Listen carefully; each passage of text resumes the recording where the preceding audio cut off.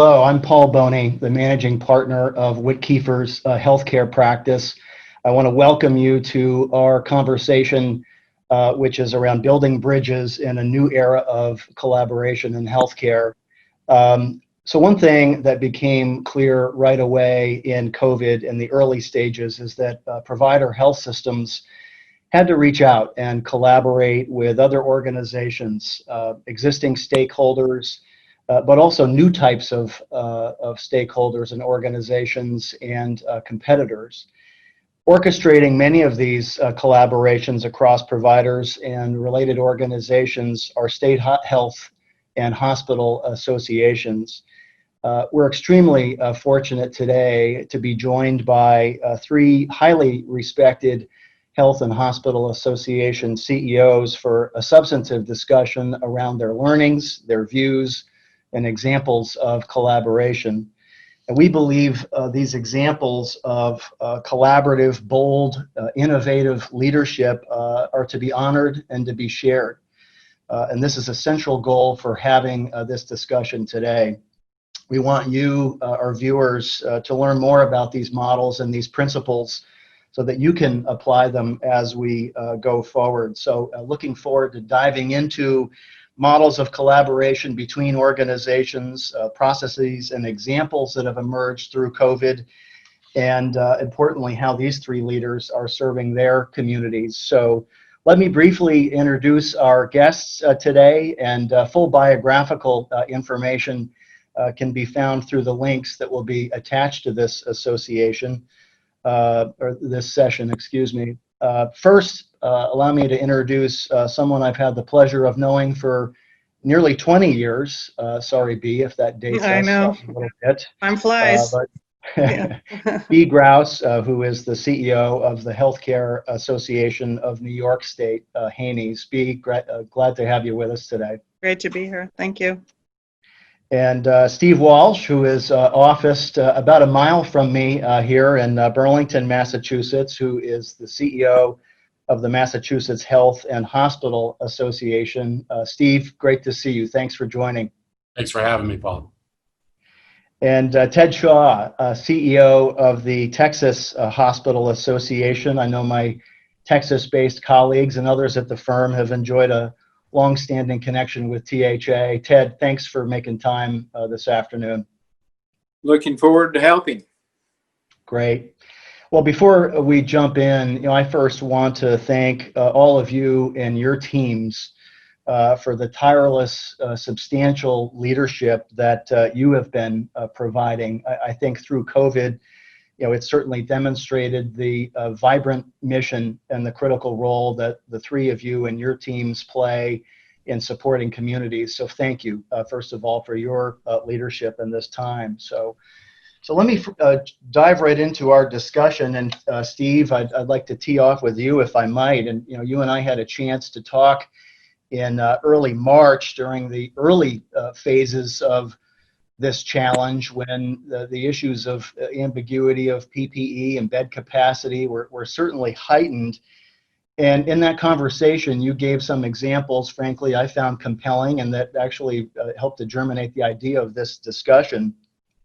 Share with us, if you might, some of the ways in which you've been convening members, maybe some of the examples of where you have seen bold, innovative, collaborative leadership from your platform. Thanks, Paul, and thanks to you and Whitkeefer for your leadership during a tough time, and to my colleagues that are joining us today. I have to say that it hit us here in Massachusetts a little bit later, and the learning that we got from B and her team is really one of the reasons why we were able to work through the crisis better than some other states were able. B was so gracious and generous with her time and with her best practices, as they were really seeing an enormous wave of pressure through New York that we in Massachusetts really owe her a debt of gratitude. And Ted really gave us a masterclass on how to engage our members. And from early on, we were borrowing Ted's daily updates to his membership in Texas, and what a tremendous path he paved for us in terms of how to make sure we engage our members. And And that learning from being in Canada, Washington State, is really what we put into practice here in Massachusetts. And what I found to be so remarkable about the effort was there was no longer this hospital or that hospital, proper name hospital. We really became one hospital. The Commonwealth of Massachusetts had one hospital. Based on the leadership of Governor Baker, Secretary Sutters, the credentialing changes that they made, we were really able to share resources, beds, staff, ventilators, personal protective equipment in each and every hospital across the Commonwealth. And that is how we were able to combat throughout April the surge that we felt here. And so it started here in Massachusetts in the Berkshires, and our colleagues offered our colleagues in the Berkshires assistance. And then it moved into Springfield and then Worcester, and it came east. And in each and every way, our CEOs were collaborating in ways that I had never seen before.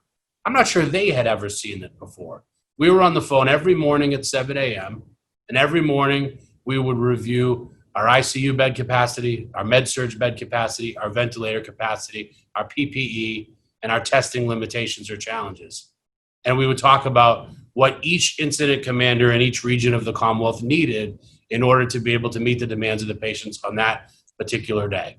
And as our colleagues in other states know, they set aside elective visits, they set aside scheduled visits, they set aside any opportunity they would have to generate any revenue that hospitals would need to operate in the traditional sense, only to make sure we had enough capacity to meet the needs of our patients. And so we stood up 6 field hospitals outside of the walls of the hospital. We have about 15,000 beds at baseline, and we thought we might need upwards of 30,000 beds in order to move through our largest surge. We built about 9,000, and that ended up being enough. But we had always said, if we build it, we hope they don't come. We really hope that we always have capacity in order to meet the demands of our patient population. And it worked pretty well. Now, as we see in other parts of the country, Ted knows better than any of us, it's not over. It has come back in many parts of the country, and we expect a resurgence here in the Northeast in the fall. And so these lessons learned in this little bit of downtime that we have in Massachusetts, and I'm sure it feels the same way in New York, it's about what did we learn? How could we do better the second time? How can we manage the needs of our patients? Because one of the concerning trends is that non-COVID related sick people were staying home. And we want to make sure that people who need the services of our hospitals are coming in to get the care they need and not staying home because they're afraid of COVID. So when patients started to come back, we were seeing some really sick folks that were representing in the hospital because they had been afraid to come through COVID. So I would say that I think the biggest factor that I point to, and you acknowledged it at the beginning, is the collaboration. It was amazing how competition melted away in the name of public health and public safety, and we became one common wealth working on behalf of our residents and our patients to try to meet the demands of this insidious virus. Thanks, Steve. Talk a little bit about how you saw those models with your members. Certainly the issues that impacted New York State are well known early on. Yep. Talk about some of your reflections and the learnings that you saw from those early chapters of this. Yes. I remember vividly March 2nd when I got a call from the Governor Cuomo's office that he wanted me to come down to New York City to do a press conference because they had identified the first COVID case. And he was rolling out his plan. And during that plan, he said by the end of the week, he wanted to get to 500 tests a day. And just in 4 months, we are, we accelerated from there and are now on the back end. But even, today, our testing capacity is 100 times that. After that, it was like we all got shot out of a cannon after that March 2nd date. And, as you know, we have a very active governor. So we were all keen off of the governor's daily press conferences. And we had daily we had a daily conference with the governor's staff every morning at 9 o'clock, I believe, and reviewed the data, what was happening. We quickly had to work to set up what's the right information to know. We didn't have the right, the state wasn't collecting the right data from the hospitals. So there was a lot of scrambling at the beginning to try to get that bigger picture of what was changing, literally on an hourly basis.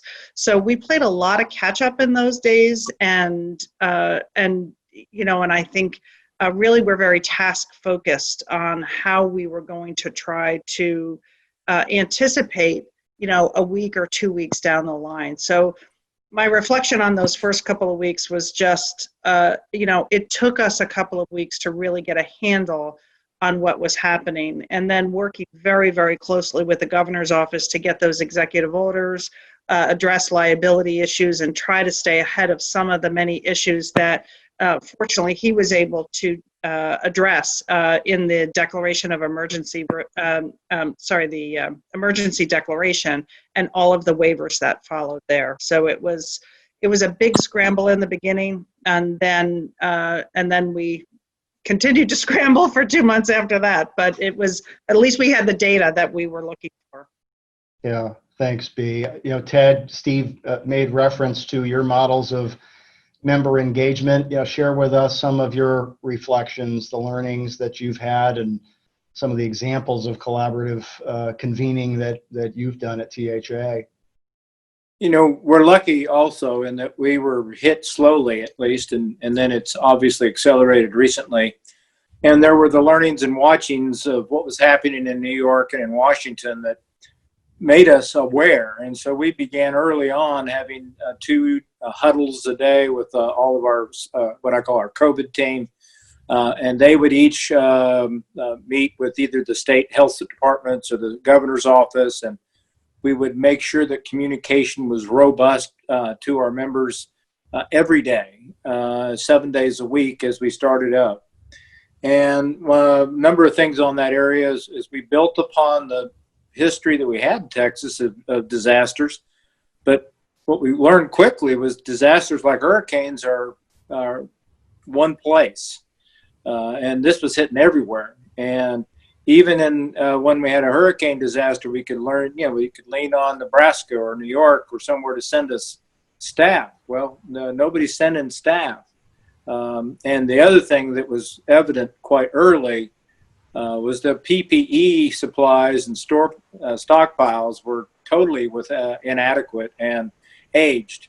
And nobody was really watching it because nobody thought that we'd have to worry about multiple sites. And so our governor took a good leadership in terms of severing or turning off all the non-essential services early on. That caused a lot of consternation amongst the members.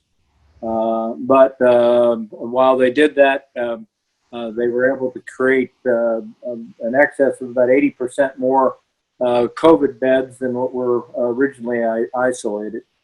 So I would tell you that it's the day-to-day work, meeting daily with the governor's office and his strike force to make sure that communication was done effectively and timely. We're obviously still very much in the midst of this, but at least thus far, what are 1 or 2 of the COVID-related initiatives that you've helped to advance that you're most proud of? I mean, you've given examples of models of convening.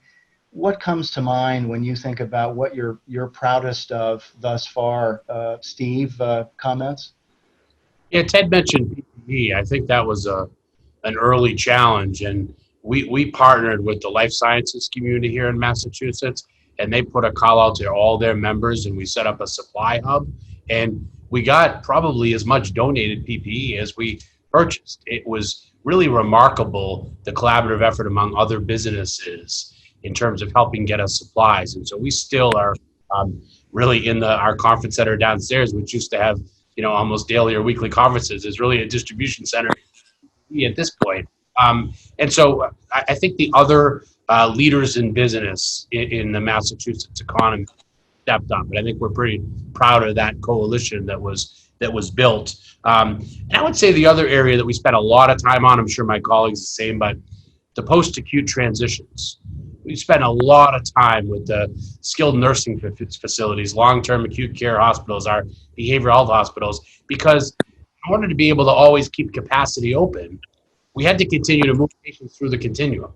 And so we needed to make sure that patients were getting to the right place. And we spent, hours and hours, hundreds of hours, setting up post-acute transitions. And that those relationships are now, they're profound, they're deep. And I think that's what comes out of working together in a crisis like this. And so I think those are two areas that, and I'm sure my colleagues had similar ones, but that we really felt like we managed fairly well here. B, comments from you about some Sure. of the things and highlights of proud moments thus far? Yeah, a couple come to mind. I would say in staffing and PPE and ventilators and also data. And I agree with what Steve said around the long-term care facilities too. They were critical players in New York on maintaining capacity. And I'll start with the data, I guess. I think one of the things I was really proud of for our team and the project that we worked on with the state is they, as we were scrambling to try to figure out, the governor wanted a dashboard and he wanted to have all of the data in a way that he could communicate because he was having his daily press briefings. And so we got a call for our analytics team to come over, and we actually loaned our staff over to the governor's staff to help them build those dashboards. So I was really proud of that, and that everything that folks would see often was built by our team. And then on the staffing side, it also was a collaboration with the Department of Health in that we were trying to import healthcare workers from all across the country and the globe, frankly.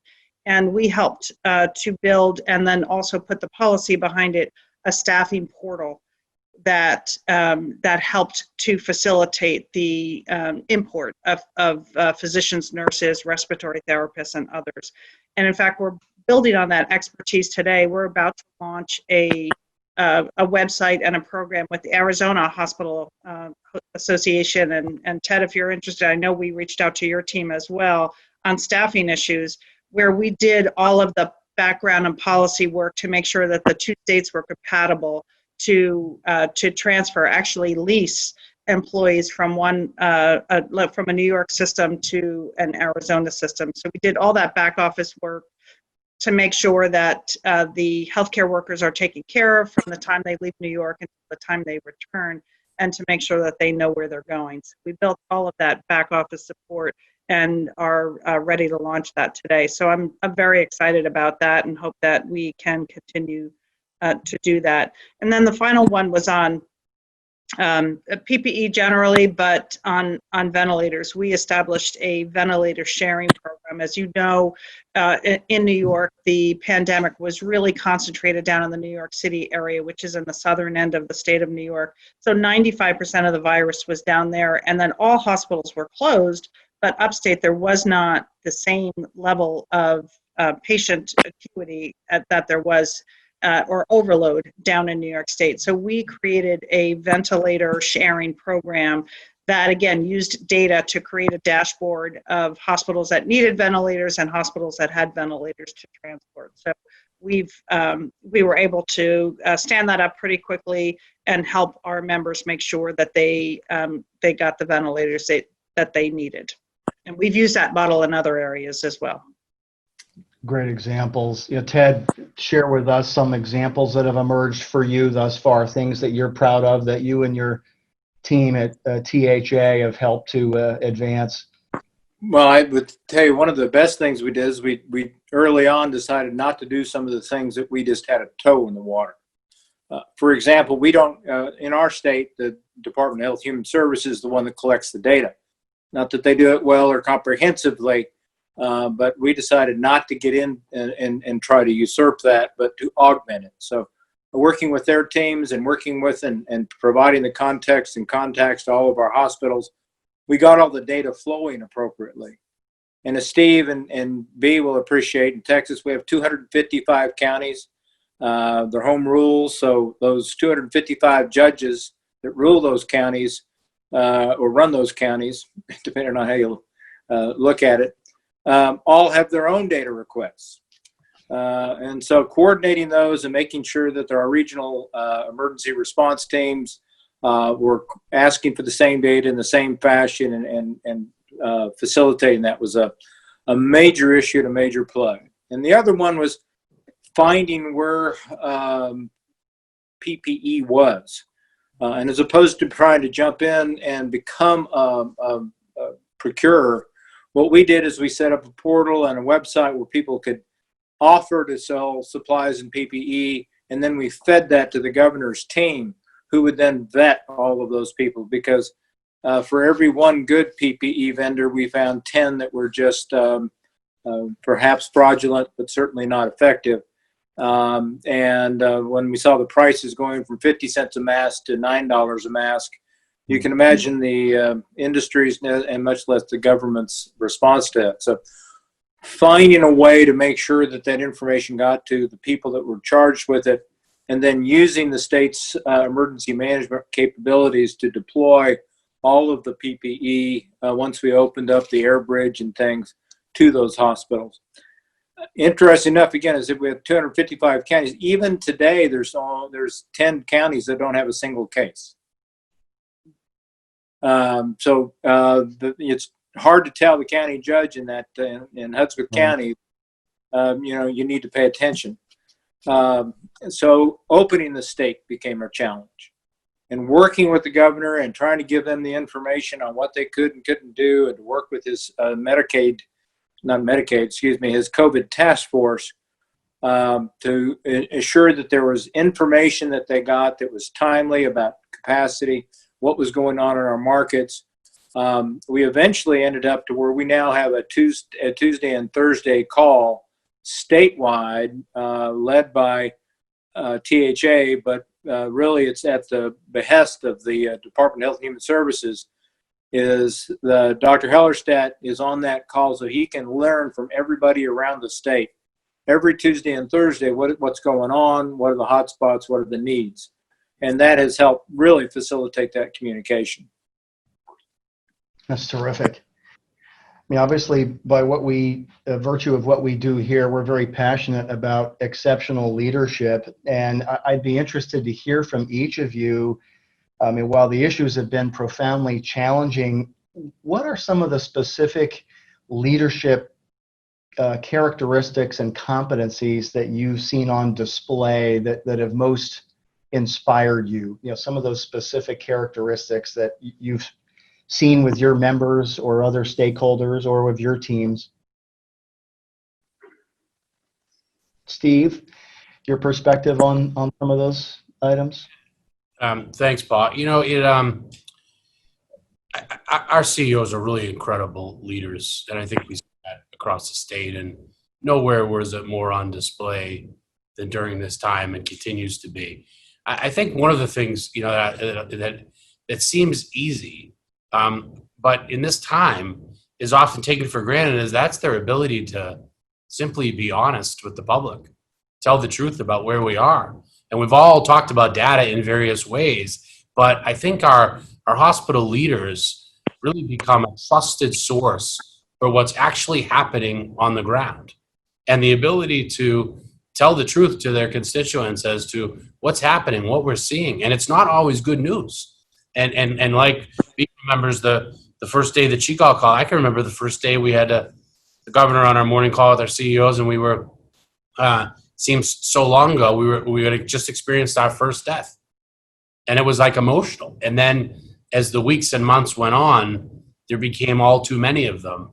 Yeah. But we began to at least talk about it every day with honesty, with our CEOs being visible in their community, with them being accessible to having conversations as to what's happening. As we went through some really hard discussions, I know our colleagues did too, around crisis standards of care and what might happen in the event that we didn't have enough ventilators, we didn't have enough beds, how those decisions might be made. Those are not easy discussions, but the ability to be transparent and open and honest with the public, with our patients, with our constituents, really was a hallmark of this. And I think our CEOs get really high marks for the way they conducted themselves with integrity and character throughout very difficult times. They did not shy away from this crisis, stepped up and led.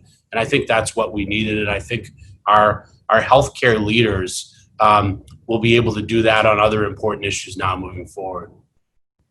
Thanks, Steve. B, what are some of the characteristics that have emerged for you that you've been inspired by?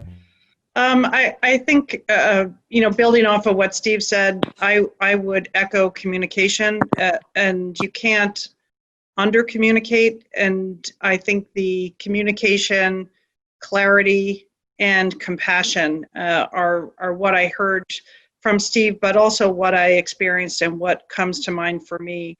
And I think it is important to think about how frightened the public was, how frightened our people in our communities were. They didn't know about this virus. No one really understood how you got it.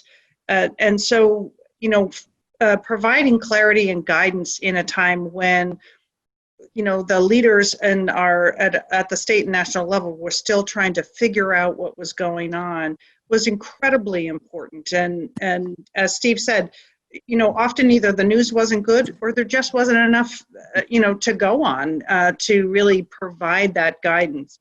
But I think the communication, the daily communication that happened on many different levels, from the governor on down, I think was really important to give people a sense of direction and a sense of hope, and also enough information for them to make their own decisions. And I think it's been really evident here in New York, where the governor, take the mask issue, for example, wearing a mask. He put out a contest to pick the best commercial and ask, crowdsource, open source, to people could submit their own videos, and they picked them, and they're playing those. But he's really created a cultural message of obligation and respect and caring for your fellow human being, citizen, to wear a mask. And you see a lot of compliance with mask wearing in New York, where, when I open my phone and I read about other states, that people are really pushing against that. So the one example I would would like to mention is with the masks, wherein they made a significant push for all New Yorkers to wear a mask. He helped New Yorkers submit videos to produce mask, ads, so to speak, and I think it has paid off. I think that you rarely see anybody on the streets of New York without a mask, and there's really increased the compliance. Is his commitment to talk about that all the time and make it a priority. Yeah. Ted, what leadership has been on display for you that you've been most inspired by thus far? I think it's the willingness of each of these markets to work, because, well, we're awfully proud of being in Texas and it's so big. The problem is you're like in a bunch of different states, and there's none of them that are the same. And so it was interesting to see how Houston and Southeast Texas pulled together as a consortium and shared beds, shared communication on a daily basis. They have a 7 a.m. call. Similarly, in Dallas, the Dallas-Fort Worth Hospital Council convened a CEO call once a week and a daily bed call. Those same things happened in Austin, San Antonio, and West Texas. So they began managing things on an individual market basis, not an individual system basis, but as a market, whether or not it was a large for-profit system or a large not-for-profit system. They sat around the same phone call and facilitated working with each other. So that ability to put the patient first and to be concerned about that. The other is the strength of willing to take a risk. In a couple of cases, we had some early on where everybody was questioning the ability to do testing because we had, if anything, a lack of testing supplies. We had a couple systems that actually stepped up and put some on-campus drive-by testing capabilities that weren't proven or even supported at that point. And those worked out well. We had another couple leaders who actually took some of their facilities and converted them from a post-acute care system or a surgical center and made them a COVID unit. And dedicated COVID staff to them so they got consistent treatment. And we've been very lucky in terms of things here that our length of stays are usually shorter, and the therapies that we've developed have been pretty amazing.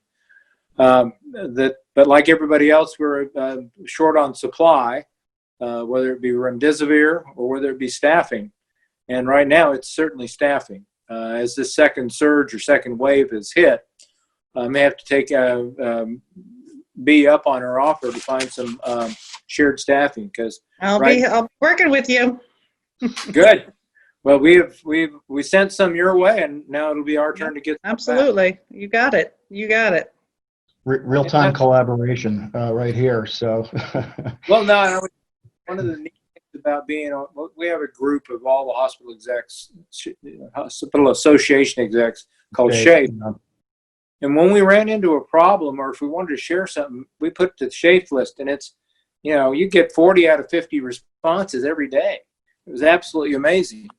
So, am I still on? I thought I lost myself there. Yep. Yeah. Okay. And I really do appreciate that list. Sometimes we take each other for granted, but it's amazing the insights you get and how you can help each other. So I appreciate that. And the one thing I will never say enough about is my team. My team has worked 24/7 for 4 months without complaining, very seldom taking a day off. And they outpace me and outshine me every day. Switching gears, share with us, Steve, perhaps some of the headlines of the more pressing advocacy issues that you're seeing, right now for your members, and B and Ted will ask the same question. But, Steve, share with us, some of the things that are really front stage for you right now from an advocacy standpoint.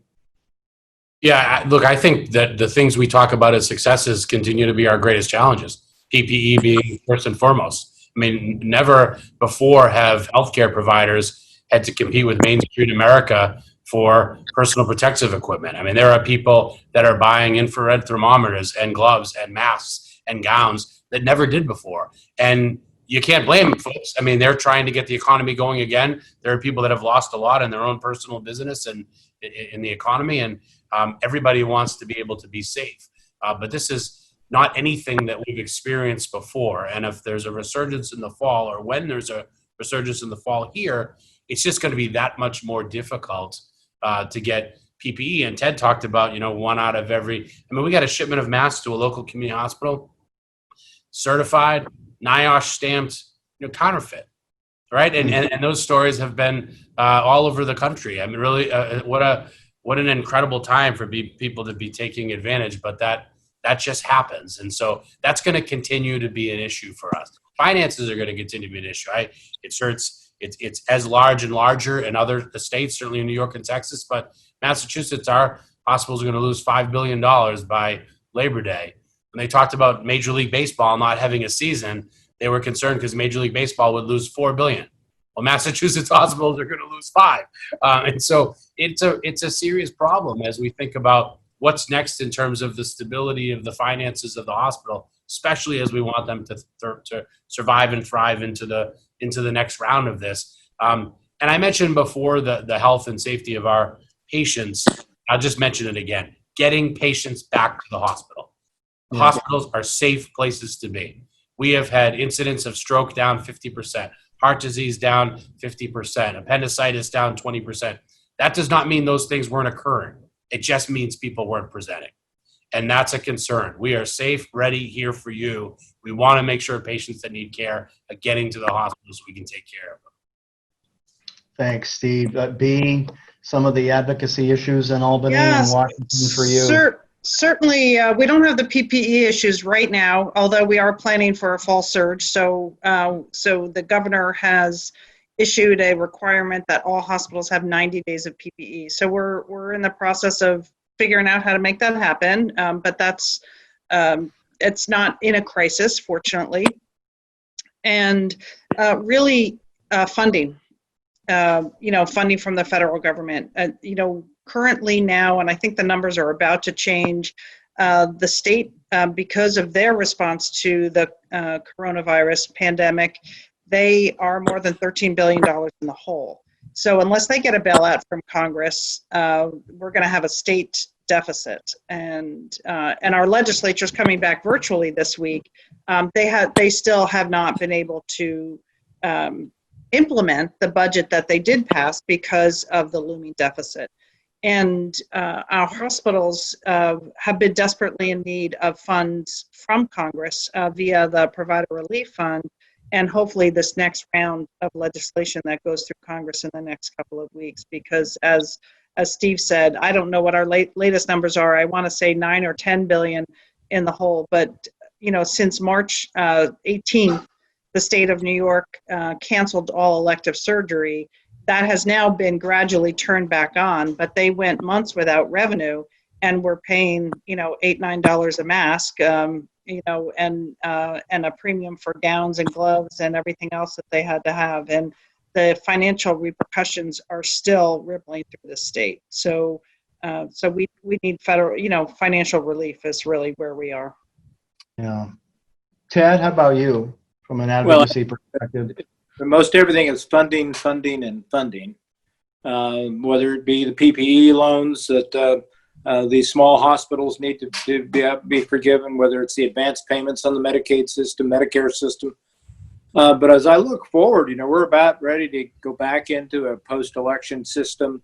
We'll have a new legislature here in Texas in the spring, and everybody is looking for money. And the one place they tend to go, at least in Texas, is take it out of the Medicaid program. We can't do that in this state. And then with some of the things that are ongoing in Washington, whether it's the MFAR rules or other cutbacks, we need to make sure that we stabilize our hospitals. It's proven that these heroes are out there taking care of patients in the hardest of times, and our hospitals support them, and then we can't be subject to cuts.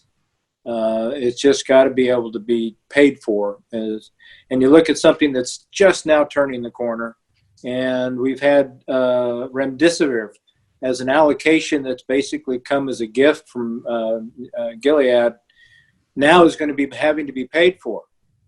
And yet we've got insurance companies already telling them they won't pay for it because it's an experimental drug. So we've got to advocate against those kind of actions. I mean, you can't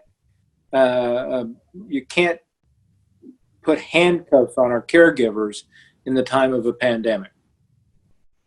Thanks, Ted.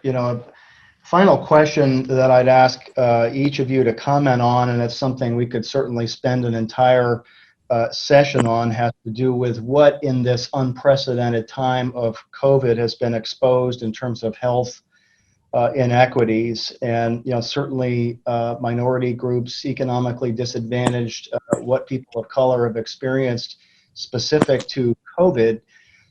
There's obviously increased discussion and awareness that's being placed on this. Be curious to know, starting with you, Steve, what you're starting to see with members having dialogue, steps that they're taking on this issue, or just steps that you're recommending that the industry start to advance on this important topic.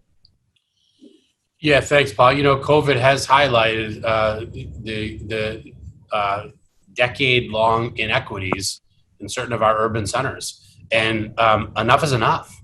I mean, it has to change, and we have to be the change agents of that. I mean, I think our healthcare providers are uniquely positioned. It is as Ted talked about the caregivers, right? Our caregivers, they care for our loved ones. People are sicker than they've ever been before. They go home, they get up, they do it again, and they do it again, and they do it again. And when people walk through the doors of a hospital, they get treated. And we have to move that same philosophy towards issues of health inequities, issues of systemic racism, issues of white privilege. And we have to have those conversations. And our healthcare providers are uniquely positioned to do that because they are in the communities that need it most. They are the largest employer there, the largest vendor there, the largest, in many ways, purchaser there. And they save lives every day. And so we ought to lead that discussion, not follow it. We ought to start now. We ought to lead it. And we ought to lead it in the next phase of this with vaccinations.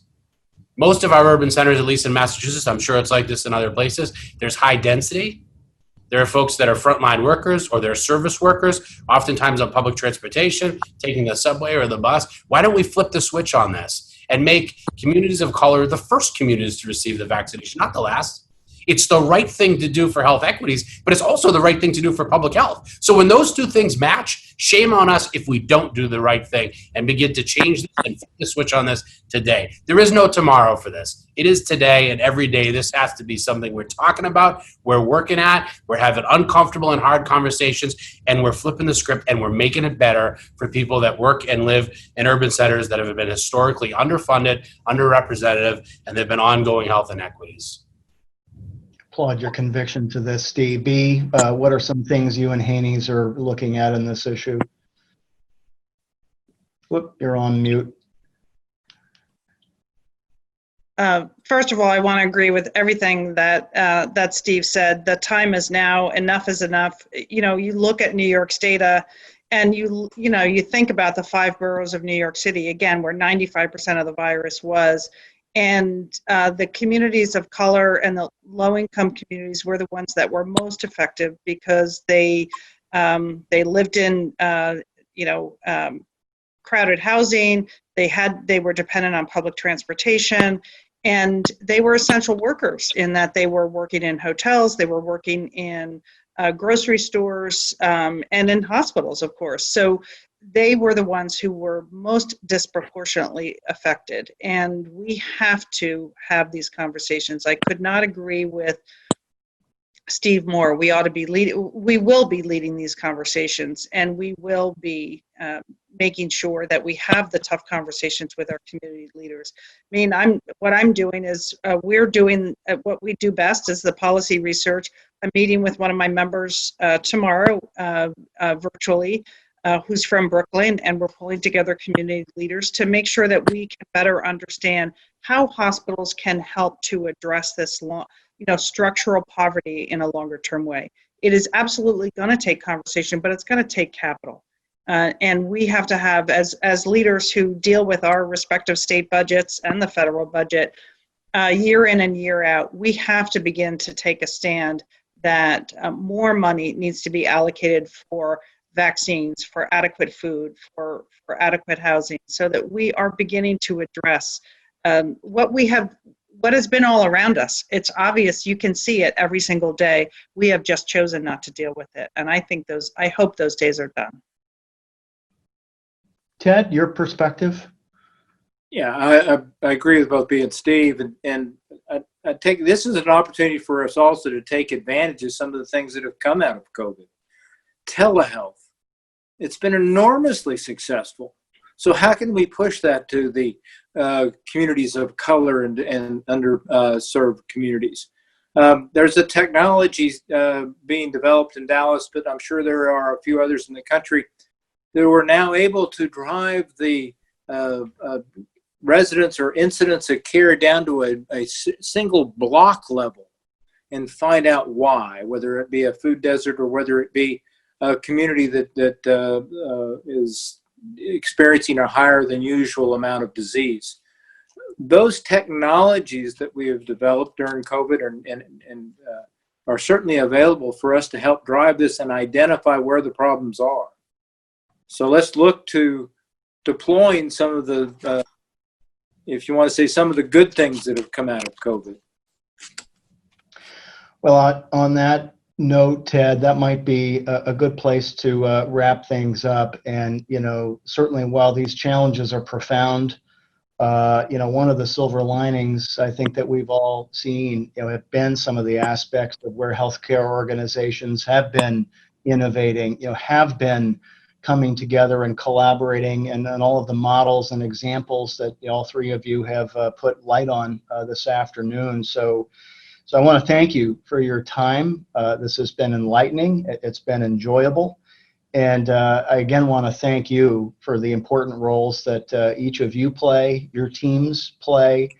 And I want to just continue to wish you well and stay safe. But you've given some terrific learnings and I think principles for viewers of this session around aspects of collaboration, of conviction, of leaning in by all of the important convening and sharing that you're all doing. So with that, thank you for the time that you've given this afternoon. And I want to thank all of our viewers also for tuning in. Stay safe. Right. Thank you. Paul, I just want to say that, serving members who are driven by the mission of their communities makes it easy. Thank you for that. Thank you, Paul. Okay. So, Thank you for viewing Whit Kiefer's video. We invite you to visit whitkiefer.com to learn more about our expertise in leadership and view our open searches. You can follow Whit Kiefer on our socials, LinkedIn, Facebook, and Twitter @Whit Kiefer. Whit Kiefer makes no warranty, guarantee, or representation as to the accuracy or sufficiency of the information featured in this video. The information, opinions, and recommendations presented in this video are for general information only. Reliance on the information provided in this video is undertaken at your own risk. This video should not be considered professional advice. Third-party materials or the contents of any third-party site referenced in this video do not necessarily reflect the opinions, standards, or policies of Whit Kiefer. Whit Kiefer assumes no responsibility or liability for the accuracy or completeness of the content contained in third-party materials or on third-party sites referenced in this video, or the compliance with applicable laws of such materials and/or links referenced herein.